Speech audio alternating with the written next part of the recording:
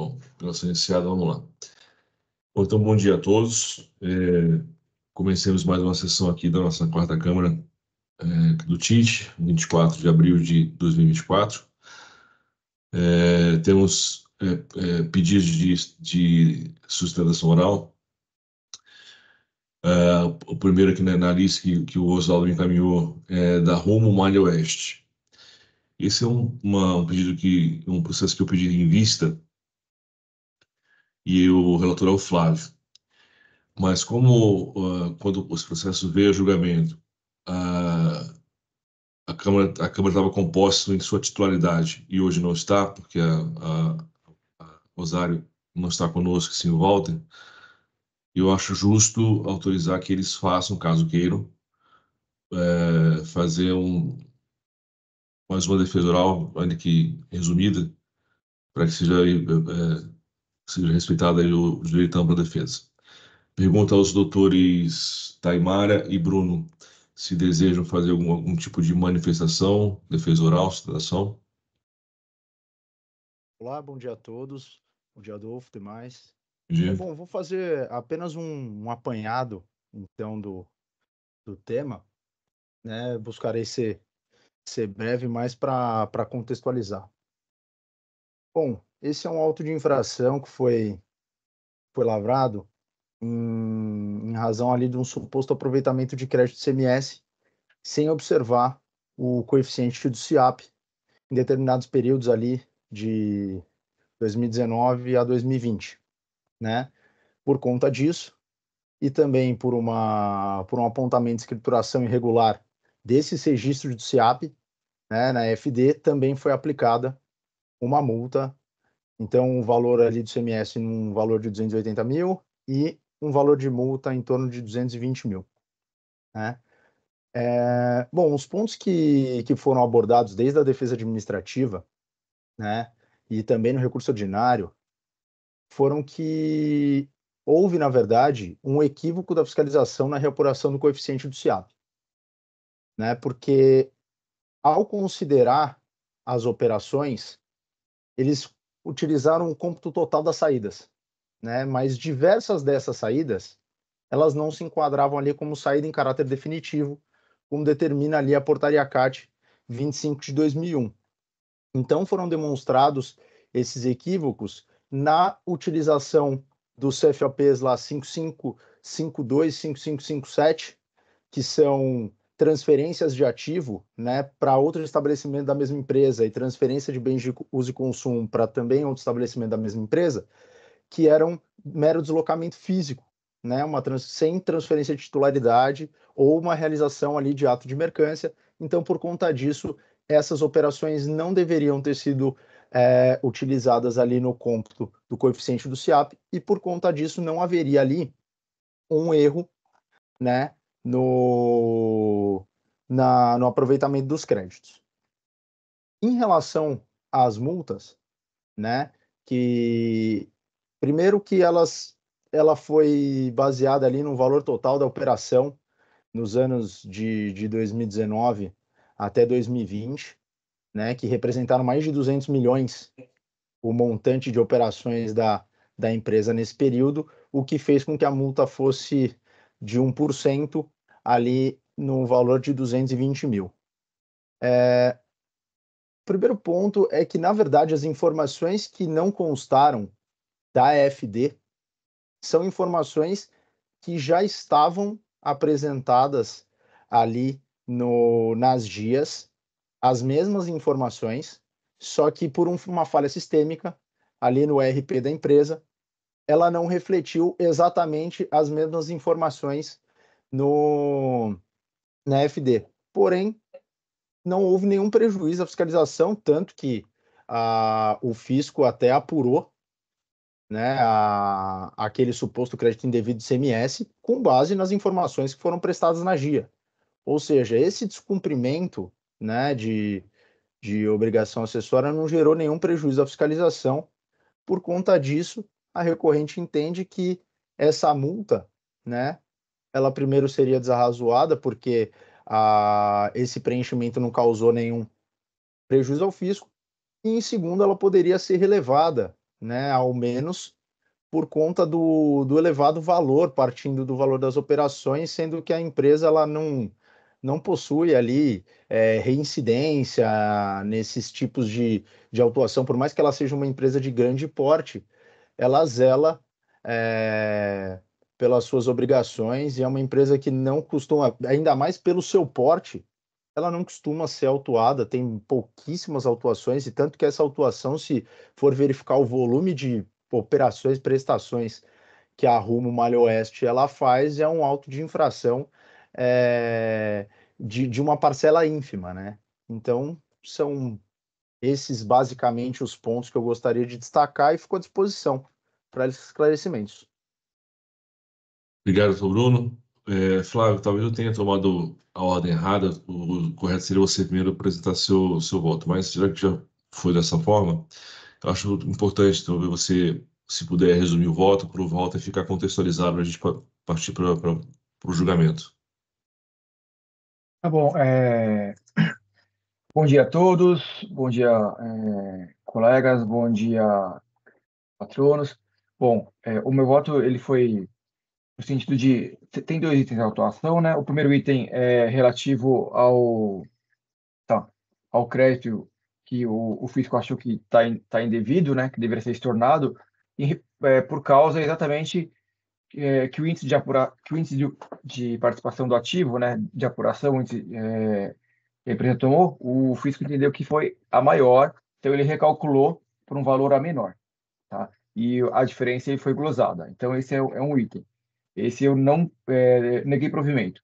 O segundo item, ele é relativo à informação em si, tá? Então o que que é essa informação? No bloco G da EFD, tá? Existem algumas informações para calcular o indicador o percentual de aproveitamento de crédito. Ele tem relação com as saídas tributadas e não tributadas e saídas totais, tá? Então é isso. Aí o fisco entendeu o seguinte: bom, ele não informou, realmente ele não informou. Por isso eu não relevo essa autuação, tá? Porque ele não informou. Só que aí o fisco autuou com base nesse valor total, eu reduzi a multa. Por quê? Porque realmente em relação a toda a saída da empresa, tá? E toda a movimentação da empresa, tá? Só que isso não reflete em imposto, isso não reflete a omissão, como o próprio patrão falou, ela não impossibilitou o trabalho, ela dificultou o trabalho, é verdade. O fisco teve que recalcular. Mas essa informação ela é prestada toda a movimentação da empresa é prestada nos documentos fiscais, no bloco C da FD e também na GIA, né? Então, essa informação ela tem outros meios de ser alcançada. Por isso, eu proferi o voto não relevando a autuação, tá? Mas reduzindo. Tá? Então, é esse o meu voto. Aí, nesse andar, o doutor Bergamini, ele tirou em vista quando ele já vista principalmente para a questão do item da redução, né? Acho que é isso. Isso aí, obrigado, Flávio. Bom, Rubens, Walter, Pedro, alguma consideração a ser feita antes da gente começar a votação? Não, nenhuma. Tem o voto do senhor, tem alguma. O seu voto de vista? Não, vou falar agora.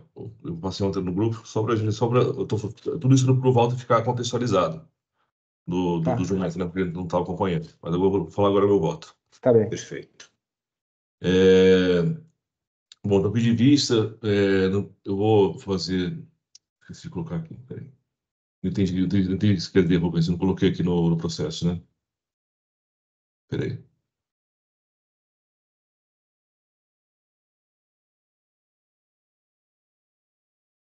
Eu vou colocar, Rubens, para vocês acompanharem a leitura.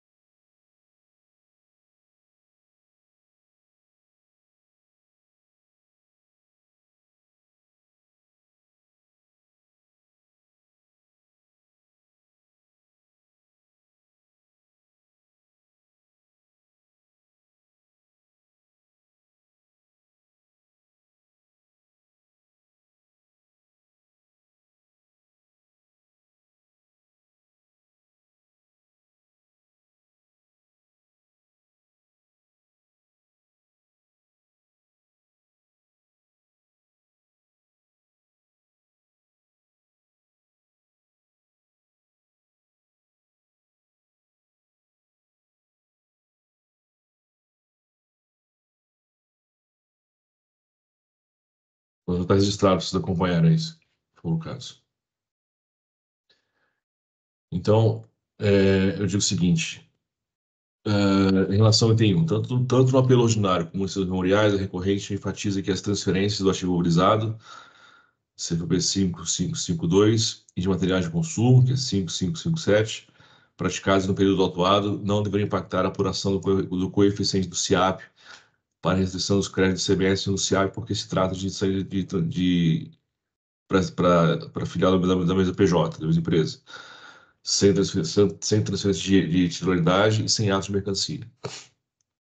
No voto, o relator no voto do relator, vejo que tais saídas foram mantidas no cômputo da acusação fiscal, porque tem caráter definitivo e transferem a titularidade dos bens e materiais, considerando o princípio da autonomia do estabelecimento, a transcrição.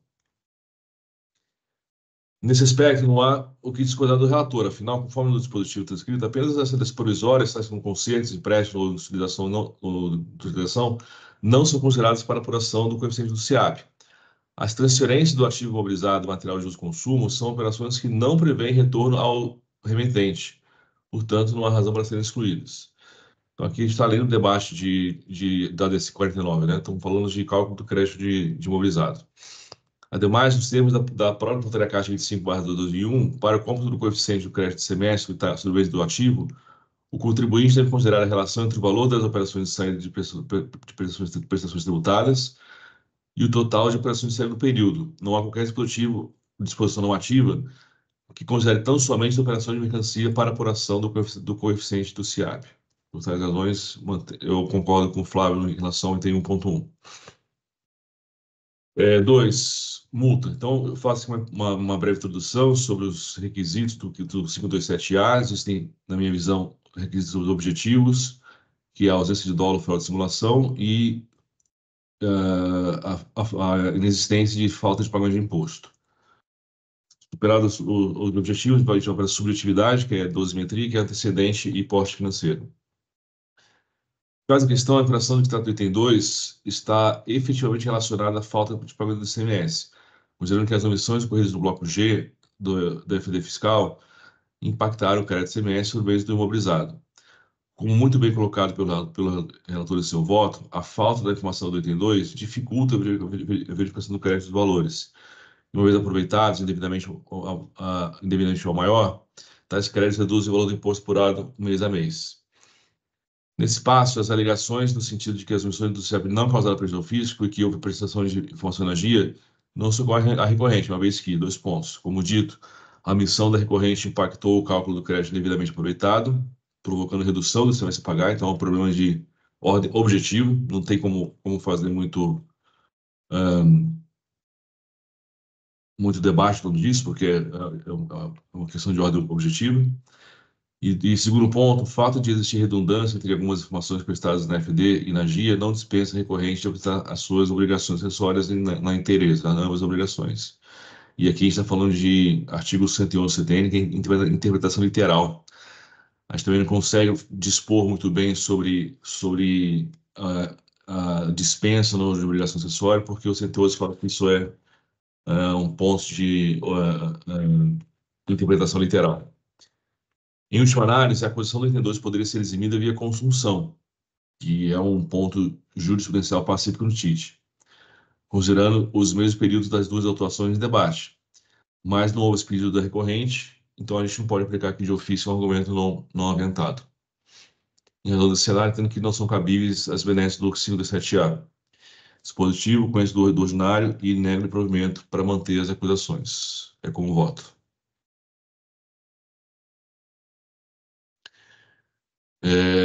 Abro para debates, depois que todos nós estamos aqui, inclusive o doutor Walter, contextualizados, abro para debates. Flávio, quiser falar a respeito do voto vista. Você tá sem áudio, Flávio.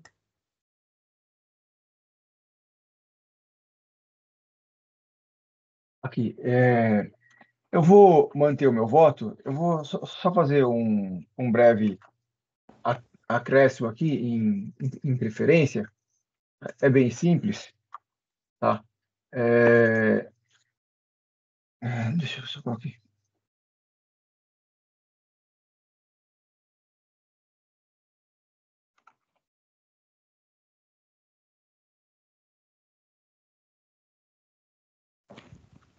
Pronto, deixa eu colocar aqui. Aí eu já. Uma questão. Conhecido integralmente e parcialmente por vídeo. Bom, porque, na verdade, eu entendo que essa. Eu coloquei o voto aqui.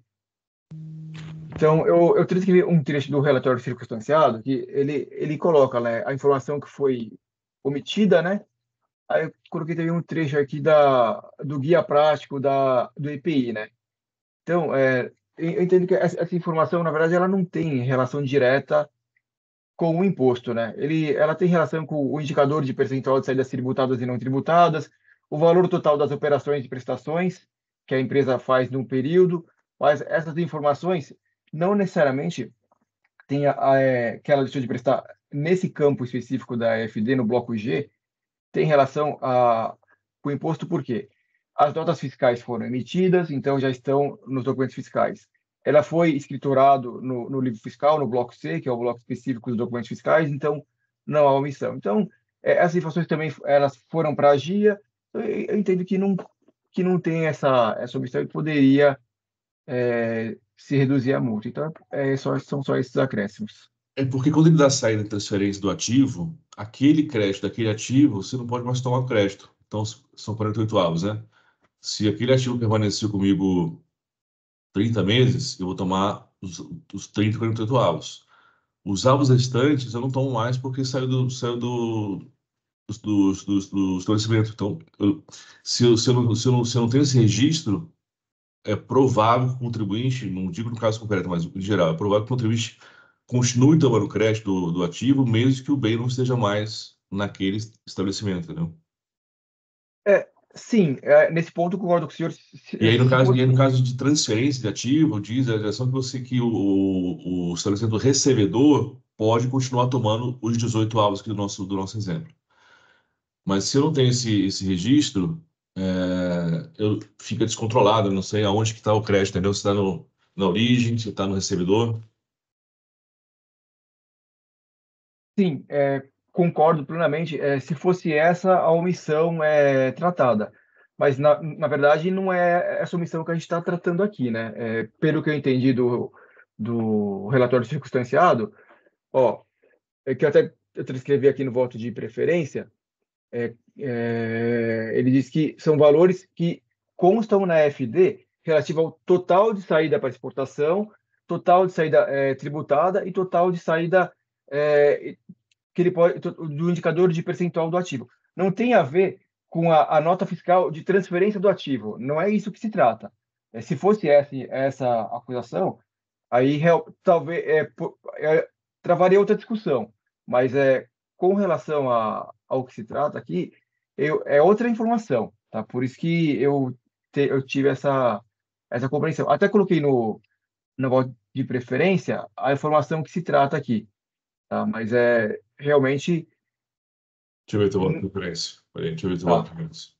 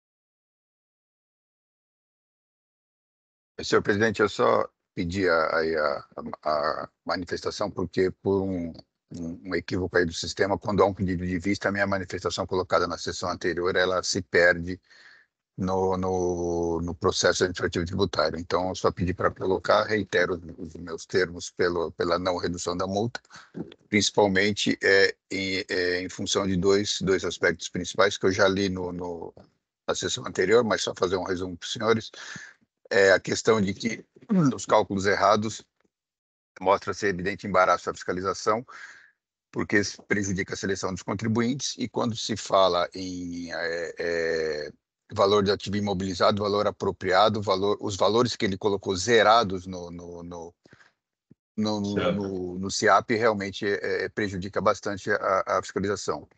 Depois, porque ele tem, em termos de antecedentes fiscais, mais 4 autos além desse, e desses 4 autos, 3 deles com valores bastante elevados, na casa de milhões de reais.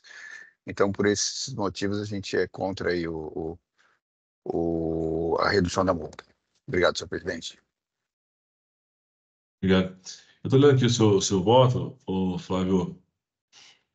Eu estava aqui já preparando aqui uma atualização do meu voto. Eu concordo com esse ponto, né? Informar valores zerados, etc. Não dá, na minha visão, não consigo relevar ou reduzir essa multa, porque conforme colocado aqui no seu voto e o fiscal disse, né? Então, existiu esse valor zerado, como o Pedro ressaltou, e não teve nenhum movimento por parte da autuada antes da fiscalização de retificar isso via denúncia espontânea, via retificação da obrigação acessória, né? E a gente tem um problema sério aqui, que é a questão da literalidade da obrigação acessória que o artigo 111 impõe, né? Não sei se a gente tem esse espaço.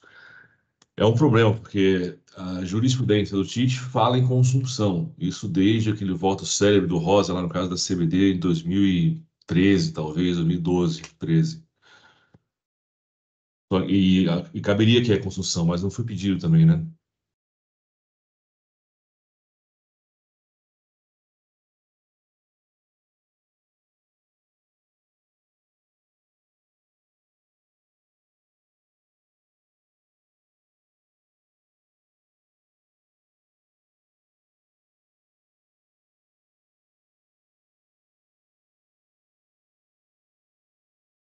E também considerando, senhor presidente, que no DDF a multa do item 2 já foi reduzida para 1% do movimento tributável. Então, realmente já houve uma redução bastante significativa, que ele poderia ter aproveitado uma redução maior ainda se pagasse.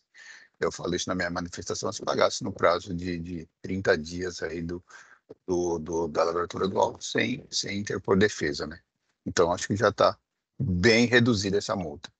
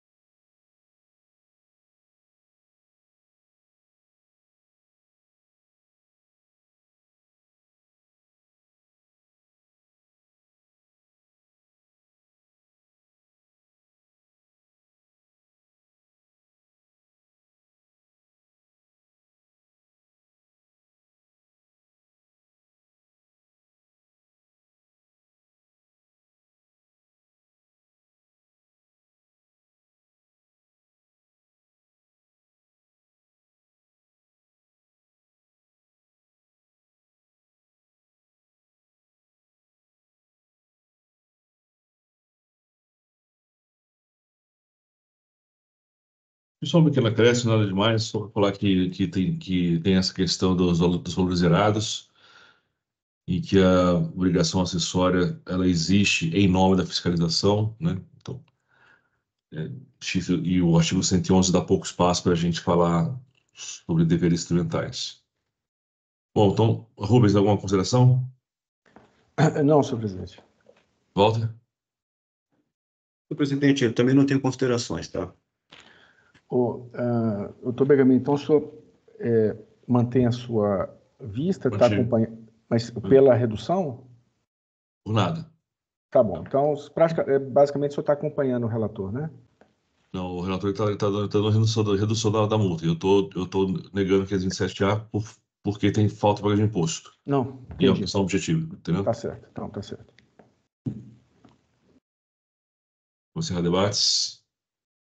Bom, então, só comentando aqui, como a questão da falta de pagamento de imposto, que é uma questão objetiva, então eu estou acompanhando, então, o doutor Bergamini, porque se a infração implica em falta de pagamento de imposto, isso está caracterizado, né? Então, obrigatoriamente. Eu sei que existe uma dúvida com relação a isso, né? Mas, enfim, nesses casos, se não está claro que não resultou em falta de pagamento de imposto, tudo bem. Se tem uma...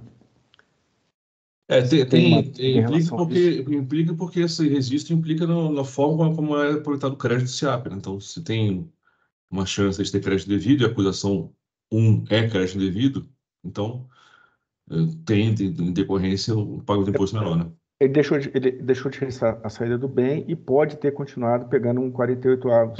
E o fiscal apurou lá no item 1, que é acusação de crédito devido, né? Tá, então, aí tem 2, que é a obrigação acessória, a multa da obrigação acessória, que o Pedro colocou que é até 1%, ela existe em função do item 1. Então, não dá para falar que da infração 2 não causou falta de pagamento de imposto, porque o item 1 é de crédito devido. Tá certo, poderia ter pedido construção, né? Foi o que eu falei no voto. Tá, entendi. Perfeito. Eu também concordo com o seu posicionamento, presidente. E só esclarecendo um pouquinho mais com relação ao artigo 1527A, porque, como bem colocou o doutor Pedro ali, se o contribuinte ele tem esses antecedentes que o desqualifica e tem essa questão da falta de pagamento, então eu entendo que não há que se aplicar a redução também nesse caso.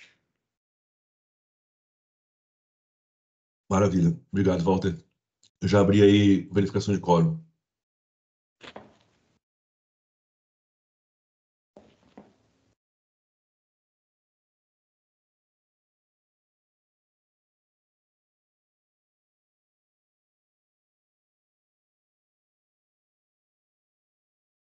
Votação iniciada.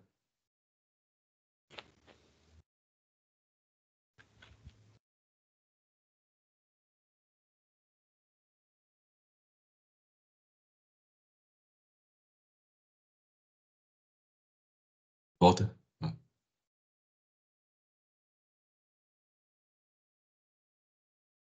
Bruno, então o resultado foi esse que o senhor acompanhou, não foi aplicado 1527A, em especial por conta da acusação do item 1, que é crédito devido, que foi mantida, né? Então, dada a manutenção de uma acusação de crédito devido, a gente tem o problema do critério objetivo lá do 527A. Certo? Então, encerrar o julgamento. Bruno, agradeço sua presença, sua participação, sua presença. Um abraço e bom dia para o senhor. Um abraço. Até tarde.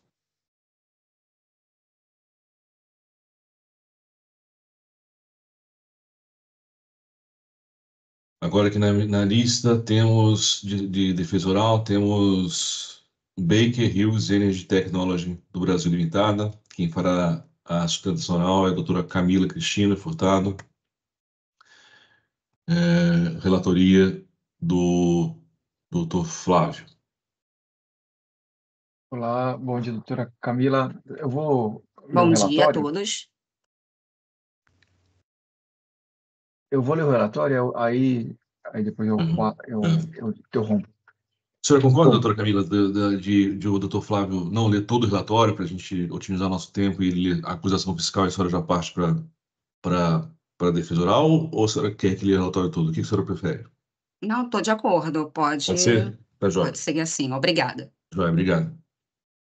Obrigado, presidente. Bom, foi em infração toda foi elaborada a infração, que deixou de pagar o ICMS,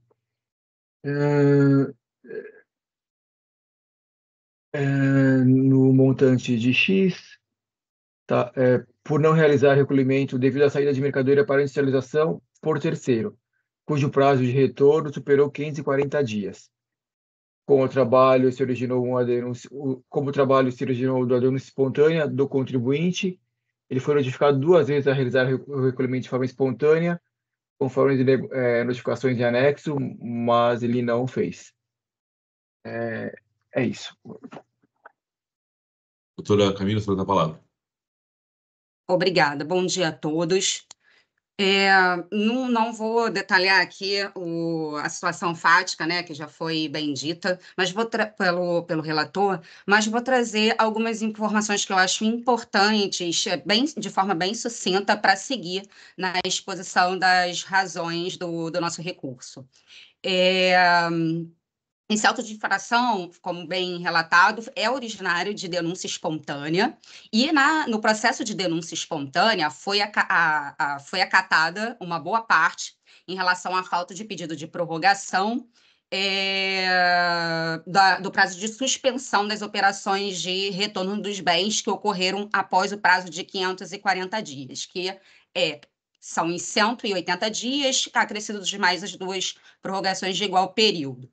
E aí, como foi a decisão, né, do auditor fiscal na denúncia espontânea, foi de que a denúncia espontânea sobre operações de industrialização em que não foram cumpridas as exigências a respeito do prazo de retorno. Vamos acatar a denúncia em relação à falta de pedidos de prorrogação. Por alguns bens terem retornado após esse prazo, foi lavrado o auto de infração que está sendo analisado agora com a cobrança do ICMS, apesar de expressamente ser reconhecido no auto de infração que houve o retorno. Conforme o relatório do auto de infração, tem a informação de deixou de pagar o ICMS por não realizar o recolhimento do ICMS devido na saída de mercadorias para industrialização por terceiro, cujo prazo de retorno superou 540 dias.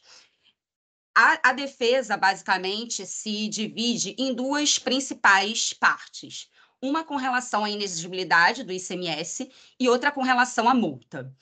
Com relação à parte da inexigibilidade do ICMS, quais as 3 razões principais que o contribuinte traz? A remessa e o retorno de bens para industrialização por encomenda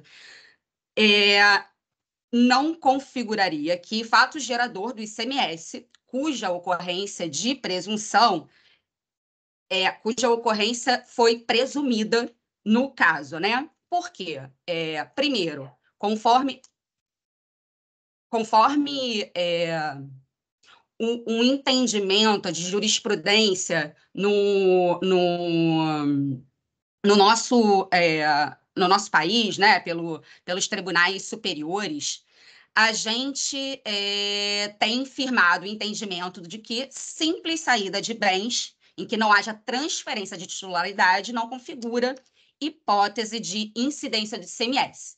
E assim conclui-se que, no presente caso, tratando-se, então, trazendo esse entendimento, né, essa razão de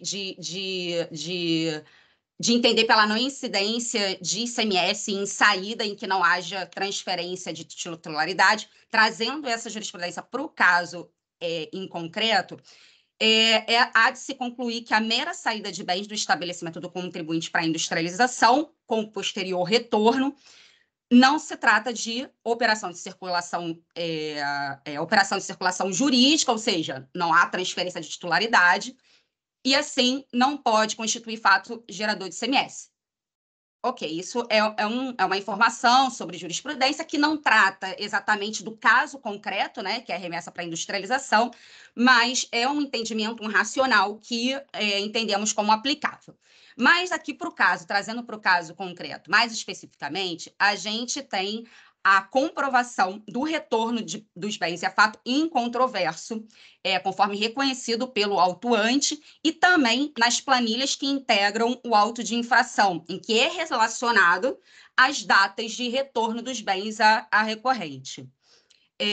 Então, aqui foi, após o retorno dos bens, houve ainda a posterior saída através de venda de equipamento pronto e acabado a contratante no exterior, ou seja, foi comprovada a posterior saída do contribuinte, que foi autuado, dos bens para venda ao exterior, através de exportação. Esses bens, vale dizer que eles foram importados através do regime aduaneiro, conhecido como drawback, que é um regime especial, que é todo formalizado,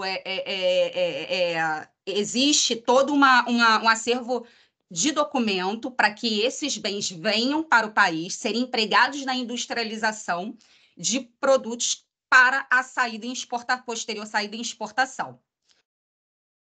E a saída, o retorno dos bens com a posterior venda, ela está comprovada nos autos com os seguintes documentos. Existe nota fiscal de faturamento da industrialização por encomenda, apesar do descumprimento, né, de obrigação acessória, relatório dos componentes que integraram esses bens, né, listagem dos itens remetidos para a industrialização, notas fiscais de remessa para a industrialização e a nota de venda, propriamente dita.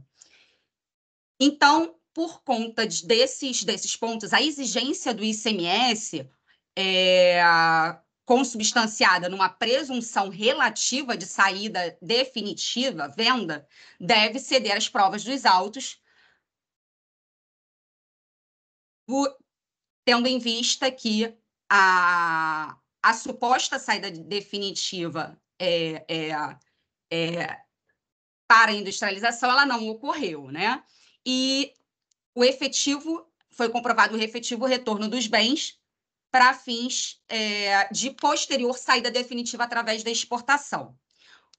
Então, basicamente, com relação ao ICMS, a prova de que houve o retorno da mercadoria e da posterior saída para venda através de exportação. Com relação à multa, se, na hipótese dos ilustríssimos julgadores não entenderem por desqualificar a cobrança do ICMS, cuja presunção do fato gerador foi derrubada através das provas trazidas nos autos, é requerido o enquadramento da multa. Por quê? A multa aplicada foi a multa de 100%, que encontra a previsão no artigo 85, inciso 1, a linha L da Lei 6.374, que traz a seguinte previsão: falta de pagamento do imposto em hipótese não prevista nas demais alíneas nesse inciso, ou seja, é aquela multa não específica, né? E a gente entendemos pelo reenquadramento porque, no caso concreto, a recorrente emitiu e escriturou regularmente as notas fiscais de remessa dos bens para industrialização, indicando a suspensão do ICMS. Então, essa hipótese está mais adequada à previsão da linha C do dispositivo mencionado, que traz a previsão de falta de pagamento de imposto nas seguintes hipóteses, dentre outras: erro na apuração do valor do imposto, desde que, neste caso, o documento tenha sido emitido e escriturado regularmente, multa equivalente a 50% do imposto.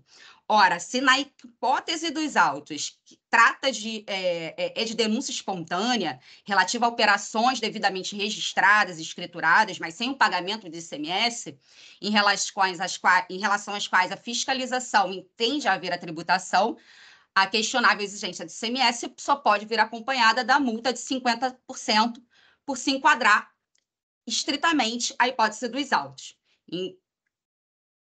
Por conta desses motivos, é requerido o provimento do recurso ordinário para reformar o acórdão recorrido, declarando total improcedência da autuação, uma vez que comprovado o retorno dos bens à recorrente, ainda que fora do prazo previsto na legislação estadual, assim como a comprovada posterior saída definitiva das mercadorias. e, caso assim não se entenda, que ao menos seja reenquadrada a multa para 50% do valor do imposto, conforme artigo 85, inciso 1, a linha C da Lei 6.374, da Lei Estadual 6.374. São essas as razões. Obrigada. Obrigado, doutora Camila. Pergunto se alguém tem algum tipo de esclarecimento de fato, em razão do que foi posto em defesa oral. Claro, então, acho que você já pode começar a leitura do voto, por favor. Obrigado. Obrigado, presidente. Então, vou passar a leitura do voto. Bom, o AI inverso sobre a falta de pagamento de imposto na saída de mercadorias para a industrialização por terceiro. O retorno superou 540 dias na forma dos artigos 409 e 410 do regulamento, considerando a suspensão de 180 dias e 2 prorrogações. Aí eu transcrevi o 409 e 10, tá? A autuação teve origem em denúncia espontânea realizada pela contribuinte através do protocolado sem papel, tá, que consta dos autos, noticiando a ausência de pedido pela BAC de prorrogação de prazo de suspensão de ICMS por mais 180 dias. A ausência de indicação na nota fiscal de faturamento do retorno dos bens industrializados. A ausência do registro da entrada de alguns bens que retornaram para a industrialização. Bom, diante da denúncia espontânea, a autuada foi notificada a prestar esclarecimentos, tá? E face às informações prestadas, a autuada foi notificada a recolher de forma espontânea o imposto acrescido da devida multa por atraso e juros de mora, tendo esclarecido que o valor de imposto, ressaltado a pena de imposto, poderá ser acreditado no período em aberto. Foi dado prazo de 5 dias para atendimento da notificação, sob pena de lavratura do AIM. Ante ao não atendimento da notificação, a autuada foi renotificada nos mesmos termos. Após o não atendimento, ela foi lavrado o AIM. Então, uma vez não atendidas as notificações fiscais para saneamento das irregularidades, a denúncia espontânea perde seus efeitos nos termos do 529 do regulamento.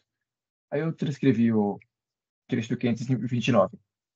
Então, o primeiro ponto que a autuada alega no recurso dela, não foi falado aqui em explicação oral, a autuada alega a decadência dos créditos, entende deve ser aplicado nos termos do 150 do CTN, tá? Por se tratar de imposto por homologação. Tá? Bom, eu transcrevi o 150, tá aí o parágrafo 4º dele. De acordo com o 402 do regulamento, na saída para industrialização, o imposto fica suspenso, não podendo ser lançado pela autoridade fiscal, e tampouco é antecipado o pagamento pelo contribuinte. Aí eu transcrevi aqui o 402, fala o seguinte, essa parte eu vou ler. O lançamento de imposto incidente nas saídas de mercadoria com destino a outro estabelecimento ou a trabalhador autônomo ou avulso que prestar serviço pessoal, num ou no outro caso, para a industrialização, observado disposto no 409.10, fica suspenso para ser efetivado no momento em que após o retorno dos produtos industrializados ao estabelecimento de origem. Tá? Então, o imposto ele estava suspenso, tá? Quando deu a saída. Então, ele não podia ser lançado. Nesse passo, existindo pagamento antecipado, sem prévio exame da autoridade administrativa, uma vez que o imposto está suspenso, não há que se falar em aplicação do 150, parágrafo 4º. Não há o que se homologar, visto que o pagamento não ocorreu. O imposto estava suspenso na saída para industrialização. Assim, não se aplica a regra do 150, como consequência, passamos à regra do 173. Tá? Bom, o 173 fala, a partir do imposto ao direito da fazenda pública constituir o crédito tributário, extingue-se após 5 anos contado do primeiro dia do exercício seguinte, aquele em que o lançamento poderia ter sido efetuado. Tá? Bom, a decadência existe para estabilizar as relações diante da inércia da autoridade administrativa, e inexistindo inércia, não há que se falar em decadência. A suspensão do imposto por 180 dias nas saídas para a industrialização independe de autorização fiscal. Porém, a prorrogação ela tem que ser autorizada pelo fisco. da denúncia espontânea apresentada, verificamos que não houve pedido de prorrogação, corolário, não houve autorização pelo fisco. O lançamento poderia ter sido efetuado após expirado o prazo para retorno das mercadorias, ausente pedido de prorrogação. Então, aí eu desenvolvo o raciocínio que o exercício seguinte, para o lançamento do imposto, conforme o entendimento sedimentado e pacificado nesse Tribunal Administrativo, é o exercício seguinte, anual, não se confundindo com o mensal, tá? A rigor dos presidentes da súmula 9. Tá? Aí foi retificado em 5/7/23, tá? Com ciência ao contribuinte em 7/8/23. Então, da leitura do demonstrativo 1, da coluna data de envio, verificamos que as saídas para a inicialização ocorreram entre 10/10/16 e 24/4/18. As mercadorias enviadas a contar de 2/7/17 teriam prazo de 180 dias para retornar, vindo em 30/12/18, excluindo o dia de início e incluindo o de término. O fisco poderia lançar a partir do dia seguinte ao atraso, dia 31/12/17. 17 não. O atraso foi 31/12/17. O primeiro dia do exercício seguinte... eu acho que eu cometi um erro aqui, porque 31/12... Eu cometi um erro aqui na... tá. O fisco poderia lançar a partir do 31/17. O primeiro dia do exercício seguinte seria aquele em que o lançamento poderia ter sido efetuado. O primeiro, aqui é 18, tá? Eu cometi um erro na data aqui. 1º de janeiro de 19, encerrando o quinquênio decadencial em 31/12/23. Tá? A denúncia espontânea data de 3 de outubro de 21. Portanto, o imposto não estava suspenso em 18 ou 19. Assim, caducou o imposto das mercadorias com data de envio até 2/7/17. Ou seja, créditos cujas exigências estão nos itens 1.1 e 1.8 de folhas 808. Então, eu dou parcial provimento ao recurso ordinário neste ponto. Não há que se falar em ausência de fato gerador na saída de mercadorias para industrialização. A autuada traz decisões que versam sobre transferência de mercadoria entre estabelecimentos do mesmo titular, o que em nada se relaciona com o presente caso, que versa sobre saída de mercadoria para estabelecimento de titulares diversos. A autuada esclarece que, em sua denúncia espontânea, que as mercadorias objeto de remessa para industrialização são objeto de mercancia. Aí eu transcrevi um trecho aí da denúncia espontânea.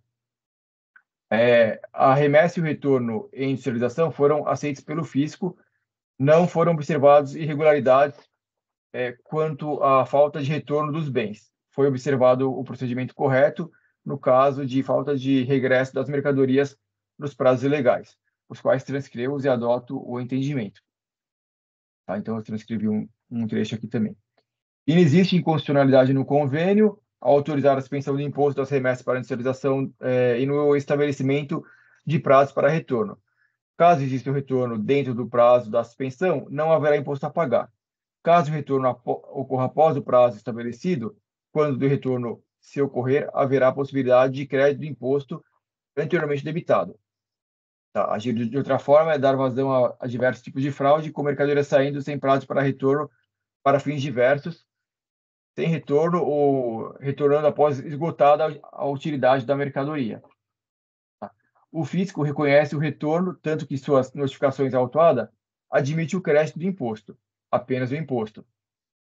Aos consectários de atraso, daí a submissão do demonstrativo 1, de folhas 9 e 10, pelo de folhas 883 a 884. Não sendo sanada a irregularidade trazida pela denúncia espontânea no prazo combinado, o contribuinte não está mais abrangido, não está mais abrigado das penalidades previstas no 527. O caso não é de erro na apuração do valor do imposto. Na data da emissão das notas fiscais, o imposto estava suspenso, que foram corretamente emitidas sem o destaque do imposto. Tá? Tem algumas notas como exemplo. Também não há que se falar em levantamento fiscal não se apurou o movimento real tributável realizado pelo estabelecimento em determinado período, seria pelo 519 do regulamento, utilizando-se qualquer meio indiciário. Então, está correta a capitulação da multa. A discussão sobre a inicialização do valor básico da multa foi pacificada no âmbito desse tribunal a favor do entendimento fazendário com a edição da súmula 13. Tá? Nesse passo, eu conheço do parcial provimento ao recurso ordinário em razão da decadência de parte dos créditos cujas exigências estão nos itens 1.1 a 1.8 de folha 880. Esse é o voto, presidente.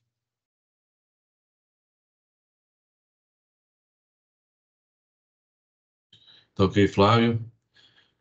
Alguém tem alguma consideração? Pedro, Walter, Rubens? Senhor presidente, eu gostaria de fazer uma manifestação em sessão. Assim que o doutor Flávio registrar o voto, eu coloco a minha manifestação para que todos tenham acesso, e aí eu faço a leitura e a gente pode conversar em cima dela. Pode ser? Pode ser, tá ótimo.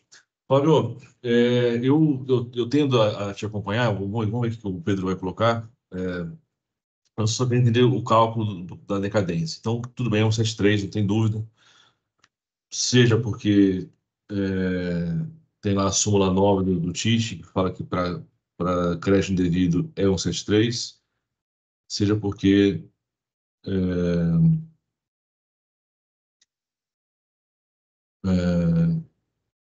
não, nós estamos para nem crédito indevido, então seria um 7.3 porque não tem pagamento antecipado. Desculpa, falei errado aqui.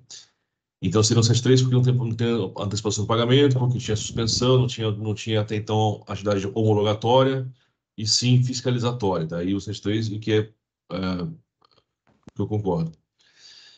Agora, como você teve aquela questão lá do 18 e 19, que você colocou aqui no seu parágrafo 18, você quer entender como é que funciona o seu cálculo de decadência aqui. Tá, bom, então, até deve ser, inclusive, esse o ponto da vista do Pedro.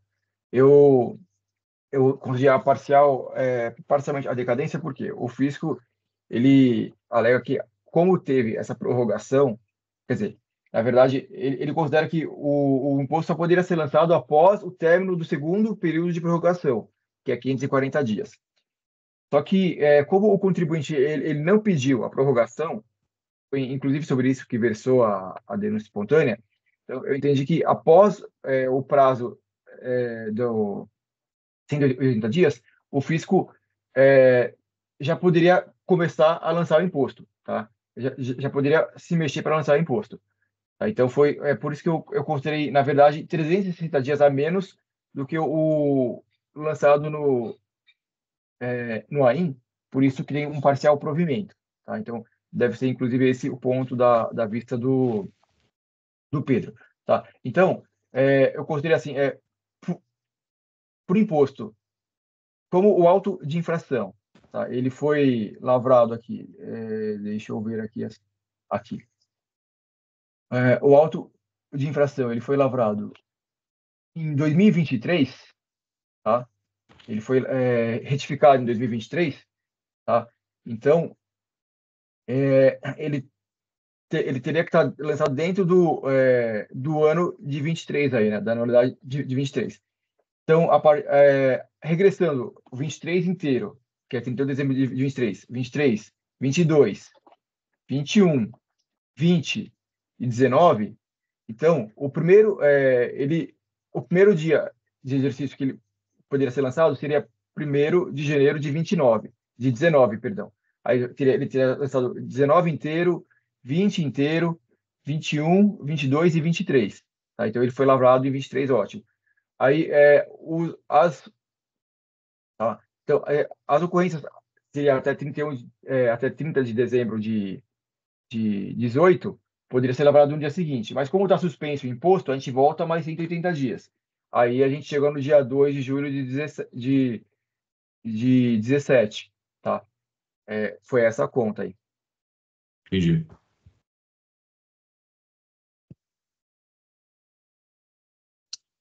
Então você está considerando o prazo de decadência pelo prazo de 180 dias e não pelo 540. 540 Ou seja, o que você está falando é que entre os 180 dias e 540, a empresa já estava em situação de infração e eventualmente já poder ter lançado, não tinha qualquer tipo de condição suspensiva, é isso? Isso, presidente. Por quê? Porque, assim, depois dos 180 dias, a autuada, ela apresentou a denúncia espontânea bem posteriormente, só que ela apresentou a denúncia espontânea, eu até coloquei a data aqui, deixa eu ver que parágrafo que está aqui. Aqui, está no 19 aí, ó. Eu fiz uma edição ali e coloquei no 19. Então, a denúncia espontânea, a data de 3 de novembro de 21, tá? Então, em 18 e 19, não havia prorrogação. Não havia nada que impedisse o fisco de lançar. Diferente da situação da suspensão, que aí o fisco não poderia lançar, né? Mas em 18 e 19, que é quando ocorre a decadência aí, os períodos que ocorre a decadência, então o fisco poderia ter lançado esse imposto, tá? Ele não lançou, e aí depois que a autuada ela veio com a denúncia espontânea, ele disse que deferiu segundo a DRF, ele disse que aceitou a prorrogação, né? Só que a decadência já havia começado anteriormente, tá? Então ela não teria como voltar para um deferimento posterior, tá? Foi isso que eu entendi. Tá. Pedro, já conseguiu colocar? Vamos colocar aqui, senhor presidente.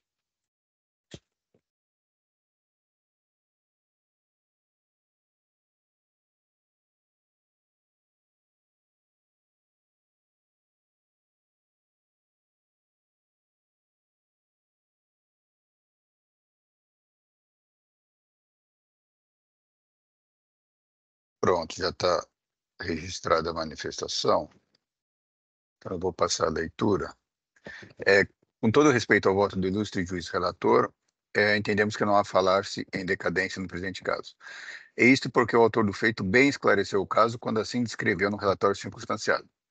Durante os trabalhos fiscais, verificou-se que o contribuinte deixou de recolher ICMS sobre o envio de mercadorias para industrialização por terceiros, mesmo após o prazo de 540 dias. Foram considerados os primeiros 180 dias previstos na legislação e, por se tratar de denúncia espontânea, foram acatados extemporaneamente os dois pedidos de prorrogação de 180 dias cada um também previsto na legislação, que são os artigos 409 e 410 do Regulamento ICMS. Então, comprovamos o fato acima, eu falando agora, né? Comprovamos o fato acima descrito com os dizeres da própria autuada, as folhas 8, 2, 3 de sua impugnação. Então, o que diz a autuada? As etapas da ANG, contudo, estenderam-se por um período superior a 180 dias, sem que a impugnante tivesse formalizado o pedido tempestivo de prorrogação do prazo de suspensão do ICMS, por mais 180 dias, conforme o artigo 409 e nota técnica tal. Diante do descumprimento de mera formalidade, uma vez que a remessa e o retorno dos bens em industrialização por encomenda não configuram fato gerador do ICMS, e, portanto, não houve falta de insuficiência de recolhimento de tributo, a impugnante procurou espontaneamente a Cefaz para regularizar a infração no tocante às obrigações acessórias. No âmbito do processo de denúncia espontânea, a conclusão adotada foi no sentido de se reconhecer a prorrogação dos prazos de suspensão de ICMS por 540 dias, ou seja, no processo da denúncia espontânea. Então, o que disse o fisco? Denúncia espontânea sobre operações de industrialização por terceiros, nas quais não foram cumpridas as exigências legais a respeito dos prazos para retorno das mercadorias. Esclareço que, conforme disposto no artigo 409 e 410 do regulamento, o contribuinte pode pedir até 2 prorrogações de 180 dias para retorno da mercadoria enviada para industrialização por terceiros. Portanto, não há fundamento legal para uma prorrogação superior aos 360 dias, da data da qual deveria ter sido recolhido o imposto. Assim, vamos acatar a denúncia espontânea em relação à falta dos pedidos de prorrogação, primeira e segunda, para não impor penalidades para essas situações. Então, o fisco respondeu, olha, você está colocando a denúncia espontânea, nós, pelo fato de se tratar de uma denúncia espontânea, nós vamos acatar as 2 prorrogações de prazo previstas na legislação, o que gera 180 mais 360, 540 dias. Então, eu falando agora, no caso hora em julgamento, o prazo decadencial, aquele previsto no artigo 1731 do CTN, tendo em vista que não houve pagamento, portanto, não houve o que homologar. E assim sendo, o prazo decadencial é contado a partir da data em que o lançamento poderia ter sido efetuado, e não da data do fato gerador. Ora, antes de decorridos o prazo de 540 dias, não poderia o fisco ter efetuado o lançamento de ofício, pois nenhum imposto ainda era devido, considerando as duas prorrogações que ela acatou, a defesa acatou, a autuada acatou e o fisco considerou. Assim, na planilha de folhas tais, citada pelo ilustríssimo relator, o prazo acima de 540 dias foi considerado para determinação do momento inicial em que o imposto passou a ser devido, iniciando seu prazo decadencial de acordo com o artigo 173 do CTN. Desta forma, o período a ser considerado é o da coluna mais à esquerda da planilha citada, de onde se conclui que as datas para efeito de decadência vão de abril de 18 a outubro de 19, uma vez que a autuada tomou ciência do RET-RAT em 7 de 8 de 2003, e contando o prazo decadencial pelo 1731, concluímos que o prazo final para a lavratura e ciência do AIM era 31 de 12 de 2023, com o que não se operou a decadência. Assim, somos pelo não provimento do recurso ordinário. Este é o nosso parecer, senhor presidente. Obrigado. Obrigado, Pedro. Pedro tocou no ponto do RET-RAT, né? Você considerou, Flávio, o RET-RAT no seu voto? Então, eu considerei o RET-RAT, aí eu só não considerei a prorrogação, que o fisco ele aceitou a prorrogação extemporaneamente, né? Mas aí eu considerei no voto que Inês é morta, né? Já havia começado o prazo decadencial, tá? Então, eu acho que não há o que se falar, mas em recomeçar, né? Uhum. É isso. Tá. Rubens, Walter, alguma consideração? Senhor presidente, assim, é um caso diferente, né? Primeiro, o contribuinte poderia ter evitado tudo, né? Mas ele não quis pagar a multa de mora. E aí, porque poderia ter pago o imposto acreditado simultaneamente, né? Por outro lado, também, eu tenho dúvidas com relação à não aplicação do 150 nesse caso, tá bem? Mas como o imposto estava suspenso, eu concordo com o 173, porque é um caso especial, tipo aqueles casos de TCMD, de causa mortes, etc. e tal. A gente entende que, estando suspenso o lançamento do imposto, não dá para contar a decadência da data do fato gerador, né?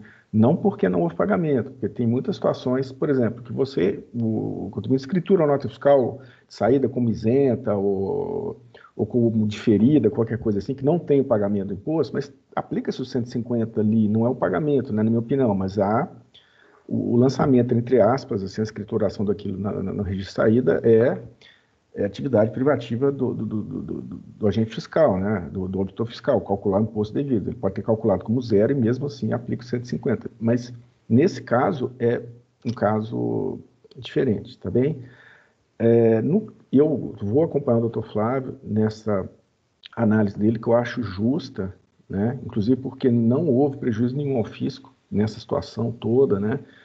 É muito duro tratar o contribuinte desse jeito. Apesar de que ele poderia ter evitado isso, cobrar 12 milhões de reais porque o prazo não foi pedido, é uma coisa um pouco leonina demais, né? As pessoas estão ali tentando sobreviver e tudo, não deixaram de pagar o imposto, assim, no frigir dos ovos, né?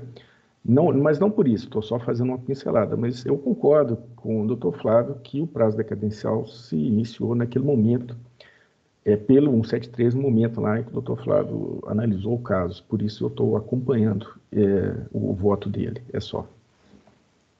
Presidente, eu ponderei bastante sobre esse assunto aqui, como bem colocou o doutor Rubens, é um assunto meio nebuloso, mas levando em consideração que, na minha visão, tá, não há que se falar que houve prejuízo ao fisco, como bem colocado pelo doutor Rubens, eu acho que dá para se aplicar, assim, a decadência conforme proferido pelo doutor Flávio. Eu também acompanho. Eu acho que nesse caso só pode ser um 173, porque quando a gente fala de isenção, quando eu emito a nota com isenção ou lanço na situação com isenção, ali já pode se iniciar a atividade fiscalizadora. Então, assim, a isenção seria uma espécie de pagamento negativo, e aí 150, né? Mas quando fala de suspensão, não sei se concorda, mas do fisco ele não pode começar Não atividade, pode. né? Não pode. Então, acho que seria um pouco diferente nesse ponto. Pois é. Bom, mas também Isso um que eu pouco falei, também. aquela questão do terceiro inteiro, que é a É, mesma coisa, né? é. Então, também vou com o doutor Flávio. Podemos encerrar a fase de debate para começar a votação?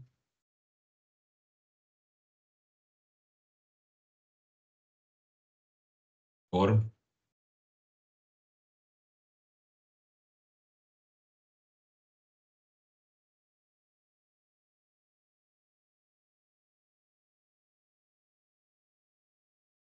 Votação iniciada.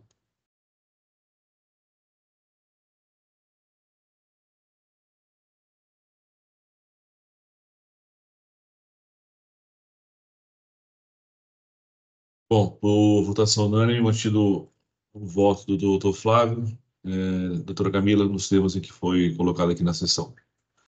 Agradeço sua participação, sua presença. Obrigada a todos e um bom dia. Obrigado, abraço. Obrigado, bom dia. Deixa eu encerrar a votação, que eu esqueci.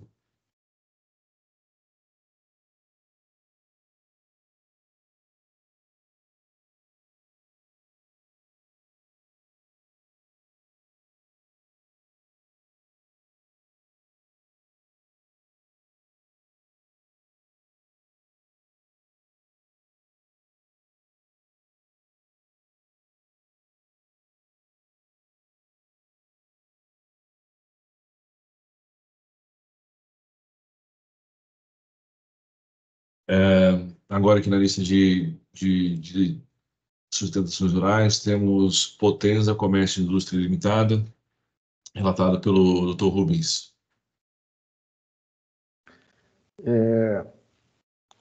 Senhor presidente, é o doutor Tiago, que está fazendo sustentação oral?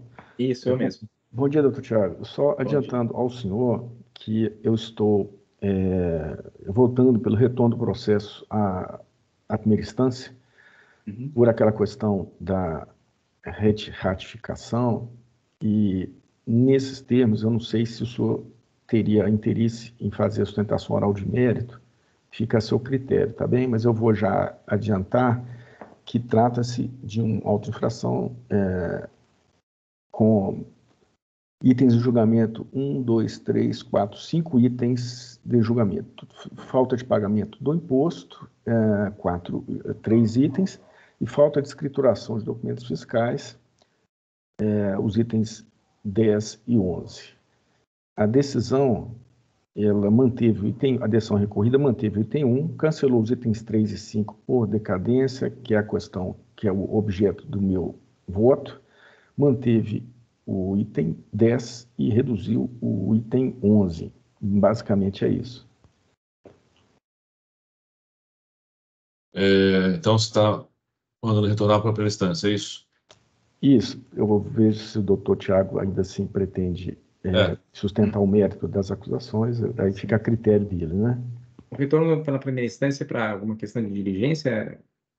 Não, eu estou afastando a ocorrência de ratificação nesse processo, porque isso segue um rito, né, que não foi cumprido aqui. O fiscal simplesmente apresentou novos cálculos para serem ou não aceitos, né?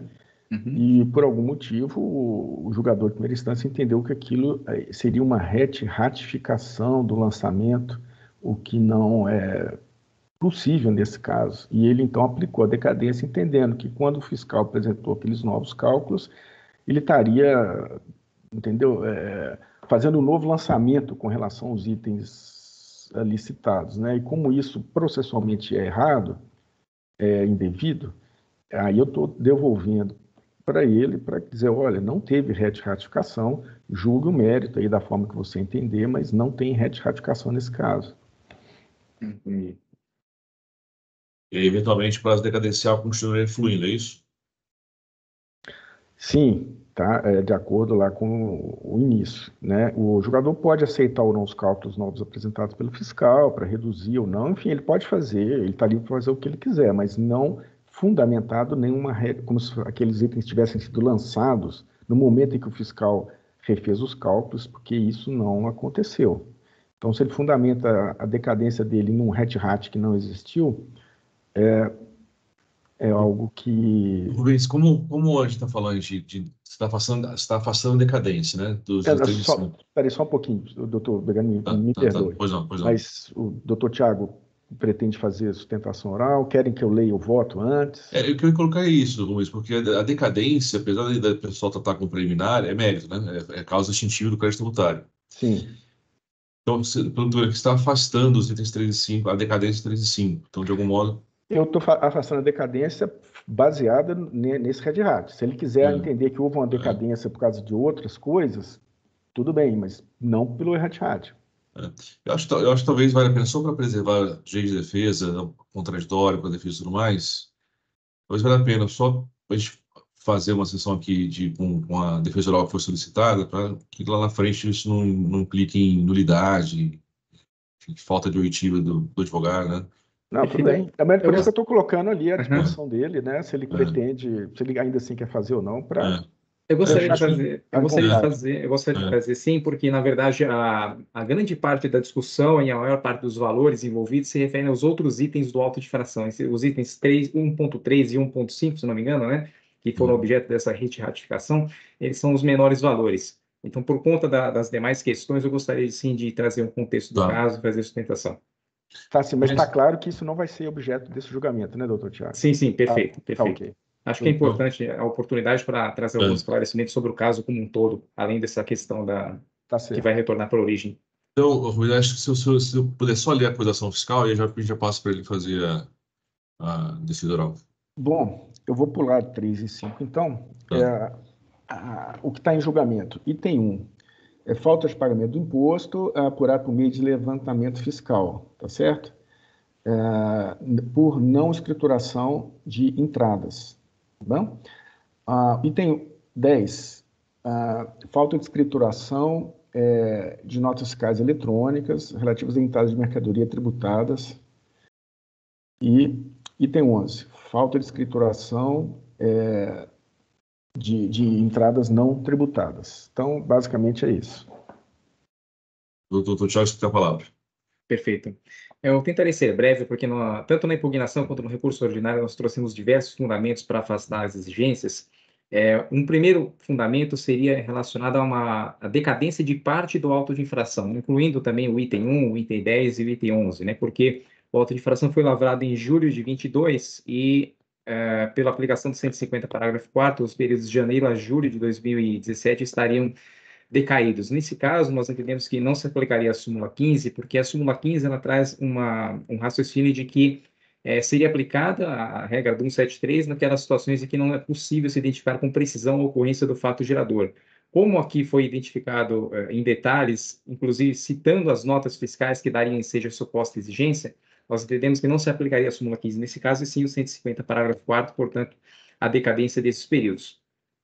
Ainda em relação ao item 1 do auto de infração, que exige o valor do ICMS relacionado à não escrituração de notas fiscais de entrada, a fiscalização usa como fundamento as disposições do 509 e 509-A do regulamento do ICMS, que tratam daquelas situações de omissão de receitas, né? E o que nós trouxemos aqui na defesa, tanto na impugnação quanto no recurso ordinário, foi que, na verdade, todas essas notas fiscais que foram referenciadas pela fiscalização foram escrituradas nos livros contábeis da empresa. Nós trouxemos uma vasta documentação contendo um jogo de documentação que é basicamente o seguinte: a nota fiscal que a fiscalização fez o levantamento, né? Os comprovantes de pagamento que a empresa fez em relação à aquisição dessas mercadorias, por exemplo, algumas situações foram pagamentos à vista, outros pagamentos a prazo, o registro desses pagamentos nos livros diário e no livro razão, e também a quantificação das mercadorias que constaram dessas notas fiscais lá nas fichas de estoque da empresa e também no livro de inventário, especificamente para demonstrar que houve a entrada dessas mercadorias no estabelecimento e, posteriormente, houve a saída dessas mercadorias do estabelecimento com registro no livro de saídas e emissão de nota fiscal de saída. Desculpe. E a quantificação dessa diferença no livro inventário. Então, dado todo esse contexto, não seria possível se lavrar o auto de infração com base no 509 e 509-A, argumentando omissão de receitas, porque aquelas situações de omissão de receitas, que são comumente apreciadas, são aquelas hipóteses em que o contribuinte não faz qualquer espécie de escrituração, não informa nada em relação às entradas em qualquer espécie de livro e provavelmente posteriormente acaba dando as saídas também sem qualquer espécie de escrituração ou documentação hábil a isso. Então, esse é o argumento principal da defesa, e nós trouxemos, inclusive, no recurso ordinário, dentro do recurso ordinário, como documento número 1 do recurso ordinário, uma relação contendo as páginas do processo desse processo administrativo, onde estão as notas fiscais, as páginas onde estão os comprovantes de pagamento e as páginas onde nós juntamos as páginas, né, também do livro diário, onde se comprova o registro dessas mercadorias. E, para finalizar, né, uma parte dessas mercadorias, além dessa tese principal, uma parte dessas notas fiscais trazidas como levantamento pelo fiscal se referiram, na verdade, a notas fiscais de devolução emitidas pelos fornecedores da Potenza. Então, nesses casos, não havia como haver sequer a escrituração dessas notas fiscais, porque eram notas fiscais emitidas pelos fornecedores como uma forma de devolução, como uma forma de cancelar as notas que eles emitiram anteriormente. E um outro fundamento também é que a exigência do ICMS relacionada a esse item 1, ela se refere a muitas situações que envolvem operações sujeitas à substituição tributária. Já vem com destaque do ICMS-CT para a empresa Potenza e ela dá a saída posteriormente sem a tributação, por conta da tributação anterior do ICMS-CT. Então, não haveria sentido, não faria sentido se exigir o ICMS sobre essas notas fiscais, sendo que ele já foi recolhido. Haveria uma situação de duplicidade aí. Para finalizar, tratando agora a discussão a respeito das multas que estão nos itens 10 e 11 do auto de infração, o que nós trouxemos como fundamento é que, muito embora tenha ocorrido a situação de, por falhas sistêmicas, não ter ocorrido a escrituração das notas fiscais no livro de entradas, embora, como já comentado, houve o registro dessas entradas nos demais documentos fiscais da empresa, o fato é que essa situação ela não trouxe prejuízo ao fisco, né, porque houve a apuração regular dos tributos, a realização dos pagamentos dos tributos. Nós juntamos aqui os comprovantes de pagamento relacionados aos períodos de 2017 e 2018, e essa situação, na verdade, acabou trazendo mais prejuízo à própria contribuinte, porque como ela não escriturou as notas fiscais de entrada, para as situações que teria um direito ao crédito, que são as situações que não estavam sujeitas à substituição tributária, ela deixou de apropriar os créditos. Então, na prática, ela acabou, quando deu as saídas lá, ela acabou pagando mais imposto do que seria devido se fosse levado em conta o creditamento das entradas. E, por conta disso, nós pedimos que houvesse aí, até pela questão da classificação da empresa, lá perante o programa dos conformes, como boa pagadora e etc., nós pedimos que houvesse o cancelamento dessas multas, dado todo esse contexto, ou ao menos a sua relevação. Então, em linhas gerais, são essas considerações que nós trouxemos aí no recurso ordinário. Obrigado, doutor. Rubens. Obrigado, presidente. Então, trata-se de acusações fiscais de falta de pagamento do imposto apurada por meio de adiantamento fiscal, decorrente da falta de escrituração de documento fiscal de entrada, item 1, falta de escrituração de documento fiscal de entradas tributadas, item 10, e não tributadas, item 11. Antes de se adentrar ao julgamento do mérito dos recursos interpostos, verifica um equívoco na decisão recorrida que enseja o retorno do processo para cumprimento de julgado. As folhas tais, o julgador ACOIN remeteu o processo em diligência ao auditor para manifestação em face de argumentos apresentados na defesa do autuado. Abre aspas. Assim, com fulcro no artigo tal, e salvo o julgador, converte por julgamento em diligência, em retorno ao fiscal, a fim de, em colaboração, conhecer das 3 questões de mérito suscitadas da defesa, descritas assim, retornando após esse mesmo órgão de julgamento para o seguimento do processo, ok? Diligência foi nesse sentido. O auditor em entendimento elaborou um rascunho de DDF, as folhas tais, acompanhado de notas explicativas, onde consta as explicações, e no fim o auditor fala o seguinte: desta forma, ratificamos os anexos tais, correspondentes aos itens ratificados e juntados às folhas tais. O fiscal se expressa mal, usa termos incorretos, enfim. Mas essa manifestação ela foi considerada equivocamente como sendo um ato de ratificação do lançamento, considerando assim que os itens 3 e 5 terem sido objeto de um novo lançamento, o que resultou na decisão pela decadência dos itens 3 e 5 do AIM, por entender que tais itens foram constituídos na data desta manifestação fiscal. Ocorre que a manifestação do fiscal não consiste em retificação do AIN, ato este que nem pode ser realizado de ofício pelo auditor após a apresentação de defesa, mas somente sob determinação expressa do órgão de julgamento, o que não ocorreu no caso. Os artigos 12 e 14 da 13457 diz o seguinte, parágrafo único, apresentada a defesa, as correções possíveis somente poderão ser efetuadas pelo órgão de julgamento ou por determinação deste. Artigo 14. O órgão de julgamento mandará suprir as irregularidades existentes no auto de infração quando não puder efetuar a correção de ofício. E quando saneadas essas irregularidades pela autoridade competente, tá bom? Devolve-se ao autuado o prazo de 30 dias para pagamento da fiscal com desconto previsto, tem todo um rito, né? Além disso, percebe-se que a proposta de demonstrativo de cálculo do auditor contém a palavra rascunho, imensa em toda a extensão, e que o fiscal informa apenas ter retificado os anexos e não as acusações fiscais. Houve uma incorreção no termo usado pelo fiscal, o qual simplesmente apresentou novos demonstrativos de cálculo, com os valores reduzidos após o exame dos argumentos apresentados pela defesa. A retificação do lançamento após a apresentação de defesa reveste de formalidades, pois os itens do AIN retificados substituem para todos os efeitos o lançamento original, ensejando a apresentação de nova defesa, estando restituídos todos os prazos para pagamento da penalidade, com os descontos previstos no momento do lançamento original. Na hipótese de retificação, este novo lançamento é juntado ao processo em a nova folha de acusações fiscais, estando ali destacada a motivação da retificação e a matéria retificada. O novo DDF substitui o anterior e não há a palavra rascunho ali aposta, pois não se trata de rascunho, mas de um novo DDF integrante de um novo auto de infração, por assim dizer, que substitui o anterior. A matéria objeto de eventual retificação após a apresentação da defesa está estritamente vinculada ao que determinar o órgão de julgamento, não possuindo o fiscal autuante discricionariedade para realizar quaisquer outras alterações além daquelas determinadas pelo órgão de julgamento.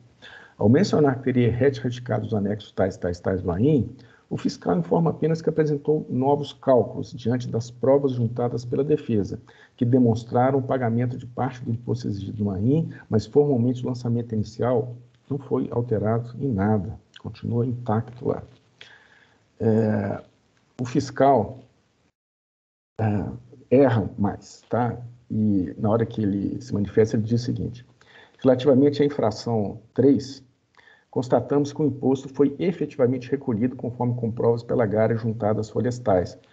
Porém, faz-se mister punir o autuado pela falta de entrega de GIA, informando o valor das operações com a multa capitulada no artigo tal. Enfim, delírio, tá?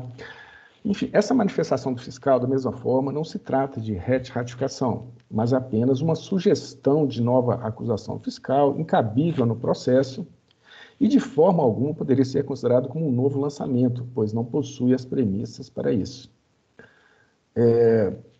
Quanto ao item 5, o fiscal fala que constatamos que o imposto devido de parte das notas fiscais efetivamente tem como base de cálculo reduzida, etc. De maneira que a carga tributária seja equivalente ao percentual de 8,8%. No entanto, na emissão da nota fiscal de entrada das mercadorias importadas, o autuado constou a alíquota de 12% e 18%, fazendo o ICMS valor de tanto, quando o correto seria tanto, tá bom? Acreditando-se a maior em tanto. Aqui, o fiscal apenas reconhece que o imposto devido de parte das notas fiscais conta com redução de base de cálculo e informa que houve excesso de crédito pelo contribuinte. O suposto excesso de crédito é irrelevante. Não interessa se ele descreditou ou não a maior. Isso não faz parte da auto-infração. De forma que alguma poderia ser considerado como um novo lançamento. Agora vamos mudar a acusação para crédito, sabe? Isso não existe, né? Desta forma, afastada a ocorrência de retificação do AIN ou de parte dele, afasto a ocorrência da decadência relativa aos itens 3 e 5, devendo o processo retornar à primeira instância para julgamento, complemento de julgado, de forma a ocorrer decisão de mérito desses dois itens. Parte dispositiva, retorno do processo ao J para complemento de julgado em relação aos itens 3 e 5. É o meu voto, senhores. Obrigado, Rubens. Abro para debates. Pedro, Flávio, Walter. Senhor presidente, eu entendo que o Dr. Rubens captou muito bem aí o que ocorreu no processo. Realmente não pode fazer dessa forma, isso não é um hat formal, não pode ser inovada a acusação da forma como foi feita, e, portanto, o julgamento dos itens 3 e 5 pela primeira instância está errado, realmente está errado.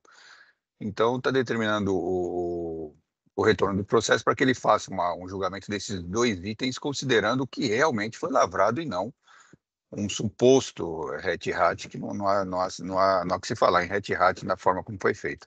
Então, estamos de acordo com o voto do Dr. Rubens, senhor presidente. Flávio? Então, eu queria bastante ouvir o Pedro, porque o recurso de ofício, a DRF coloca que concorda, né?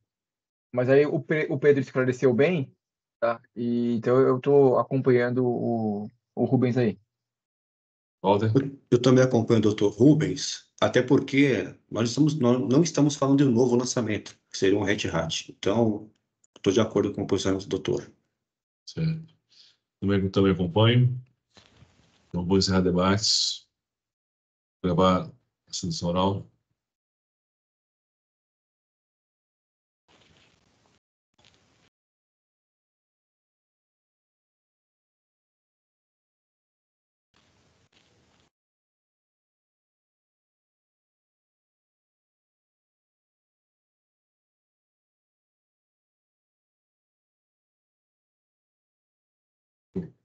Cadastrar aqui manualmente do Dr. Tiago na defesa oral do recurso de ofício.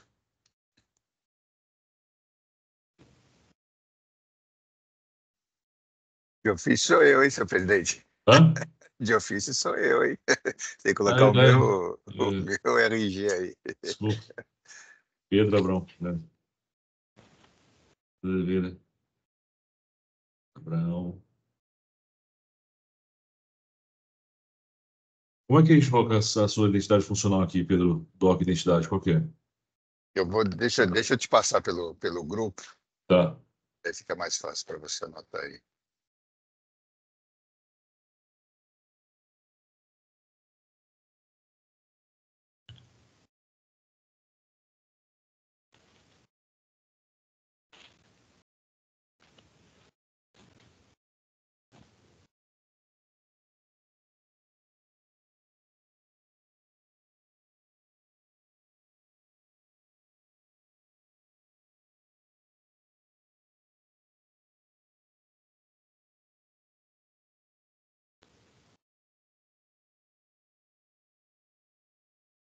Vê se chegou aí, porque às vezes o sinal aqui na fazenda é muito ruim. Chegou.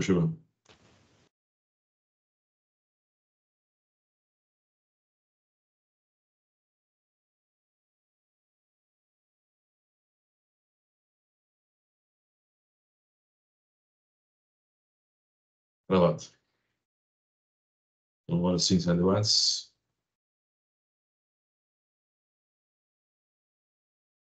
Quórum.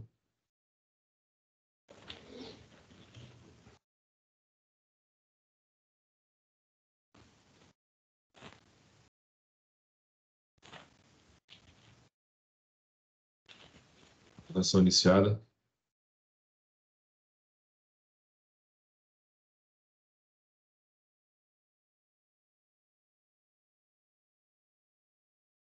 Doutor Tiago, então o voto que foi lido aqui pelo Dr. Rubens foi acompanhado à unanimidade. Perfeito. Obrigado. Abraço, obrigado. Obrigado, Paulo. Doutor Bermin, só um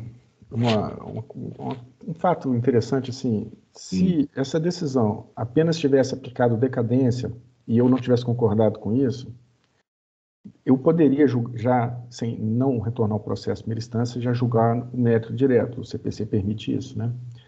Mas, como teve essa questão de hat, eu falei, não, devolve lá, porque saneia essa situação de uma vez, assim. Beleza.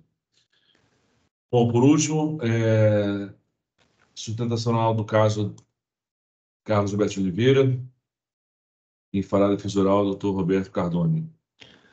Senhor presidente, eu vou fazer uma leve edição no voto. Se o senhor puder, por favor, iniciar os debates para que eu possa fazer isso. Feito. Então, eu vou, se assim permitir, eu vou ler a acusação fiscal, o doutor Paulo faz a defesa e, enquanto isso, eu edito o voto aqui. Fechado. Maravilha. Um minutinho. Bom, são 3 acusações fiscais. Uma de crédito devido, decorrente de escrituração das notas fiscais supostamente emitidas por uma série de empresas inidôneas. Item 1. O item 2, todos os itens são de crédito devido, os 3. O item 2 é de crédito indevido, onde as notas fiscais emitidas por contribuinte situado no estado do Mato Grosso utilizam uma base de cálculo maior do que o valor total da operação, então, crédito devido por excesso na base de cálculo. E a terceira acusação de crédito indevido, entrada de mercadorias também algodão e pluma, também do estado de Mato Grosso, também por cálculo maior do que o valor da operação. O autuado é a pessoa física, a empresa já havia encerrado as atividades na época da lavratura do auto de infração. E há também 3 responsáveis solidários trazidos ao processo. Em suma, é isso, senhor presidente. Obrigado, Rubens. Doutor Paulo, eu estou com uma questão de ordem formal aqui, porque para mim aqui no sistema aparece, para fazer a defesa oral de hoje, o doutor Carlos Alberto de Oliveira, OAB 196924. O senhor tem procuração dos autos? Bom dia. Nós enviamos ontem, por e-mail, um subestabelecimento e nos foi confirmado a recepção do subestabelecimento. Oswaldo, você está por aí? Sim, presidente. Aqui no arquivo que você me encaminhou ontem, com os advogados, no caso do Carlos Alberto de Oliveira, consta... não, peraí. Consta como advogado para fazer defesa o do Dr. Roberto Cardone. Sim. E aqui no quadro aqui para gravar a situação oral, não aparece... aparece outro aqui, né? Tá. O que acontece nesse caso, presidente, eu só me intrometer um pouquinho, Claro, eles professor. só mandaram o subestabelecimento em papel, eles não fizeram pelo EPAT. Eu tenho aqui o subestabelecimento em tela, mas não foi feito pelo EPAT. Tem que estar no empate. Está no empate. Foi enviado por e-mail para o canal...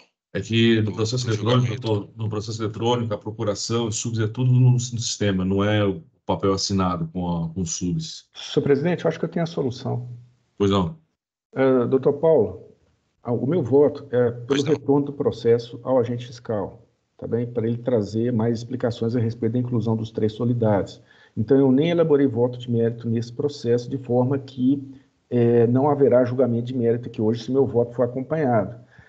Então, dessa forma, o senhor vai ter, se o processo realmente for sair em diligência, o senhor vai ter tempo de regularizar essa situação no retorno do processo. O senhor está habilitado no EPAT e faz a sua sustentação oral no dia e na composição da Câmara que houver o julgamento de méritos, se for razoável para o senhor essa situação.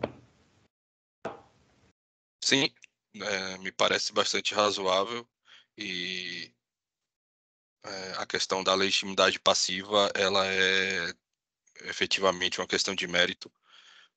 Então, não temos nenhum óbice ao retorno para diligências visando as preliminares defendidas no recurso ordinário em relação à legitimidade passiva. Ok. Bens, em face do que nós conversamos a respeito, eu vou tirar em vista, pode ser? Eu fiz aquela correção, tá? Já? Já. Eu vou ler o voto rapidamente aqui. Antes de adentrar ao mérito dos recursos, entendo que o processo deve ser remetido ao fiscal autuante para que este, nos termos do artigo tal, exponha em um relato circunstanciado a fundamentação fática e jurídica para a inclusão das 3 pessoas físicas como responsáveis solidários, coisa que ele não fez, tá? Então, eu decido que os incisos 11 e 12 do artigo 11 do RICM se referem a hipóteses onde a responsabilidade solidária se restringiu ao imposto devido, e o artigo 12, inciso 12 do RICM se retrata a hipótese onde a responsabilidade solidária abrange a totalidade do débito fiscal, e após a manifestação fiscal, FESP e os autuados terão a oportunidade de se manifestarem, deveria se manifestar e está manifestar, se assim o desejarem. Então, esse é o voto. Ainda assim pretende levar em vista, senhor presidente? Não. Tá bem. Bom, então, como está propondo aí a volta do processo fiscal falar sobre a questão da responsabilização. E aí abre a fase de debates. Flávio, Pedro, Walter. Estamos de acordo, senhor presidente. De acordo. Acompanho.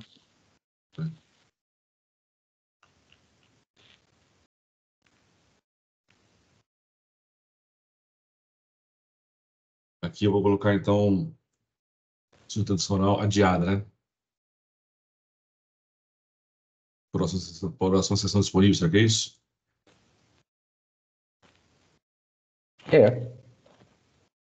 Aí ele tem direito de fazer no retorno.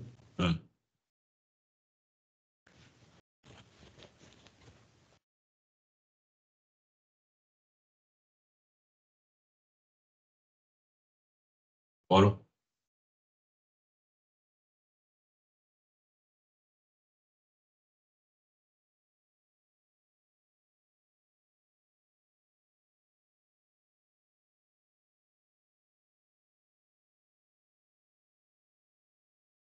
Flávio?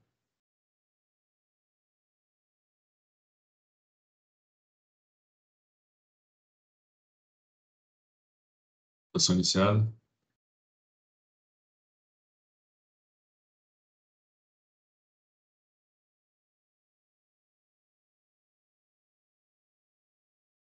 Sem a votação. Então, doutor, o processo vai voltar para o fiscal falar sobre a questão da solidariedade. Agora, uma sugestão, senhor. Quando for mandar subs, procuração, tudo tem que ser feito no processo eletrônico.